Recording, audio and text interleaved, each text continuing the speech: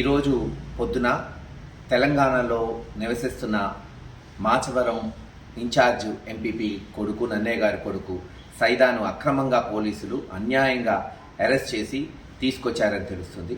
వారం రోజుల క్రితం, సుమారు వారం 10 రోజుల క్రితం పిన్నెల్లిలో జరుగుతున్న అన్యాయాల్ని, ఎలాగైతే దాదాపు 400-500 కుటుంబాలు అసెంబ్లీ ఎలక్షన్ అయిపోయినప్పటి నుంచి గడిచిన 9 నెలల నుంచి అనేక చోట్ల ఉంటున్నారు గ్రామం వదిలిపెట్టి. ఎందుకంటే అక్కడ జరుగుతున్న దాహనకాండ దౌర్జన్యాలు అలా ఉన్నాయని. అదే జగన్మోహన్ రెడ్డి గారి దృష్టికి వారం 10 రోజుల క్రితం ఇదే సైదా నన్నయ్య గారు అనేక మంది పెద్దలు జగన్ గారి దృష్టికి తీసుకెళ్లడం జరిగింది. ఆయన కూడా త్వరలోనే న్యాయం చేద్దామని హైకోర్టులో కూడా కేసు వేయటం జరిగింది.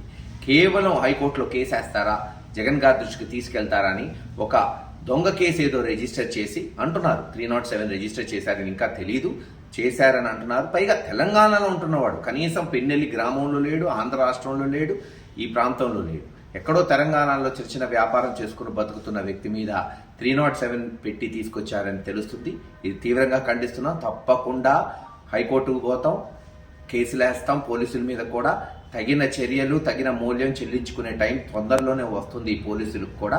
ఏది ఏమైనా చట్టపరంగా మేము బెయిల్ కానీ లేదు ఇతర హెబియస్ కార్పస్లు కానీ తప్పకుండా ఆ పోలీసుల మీద వేయటం జరుగుతుందని తెలియజేస్తాం.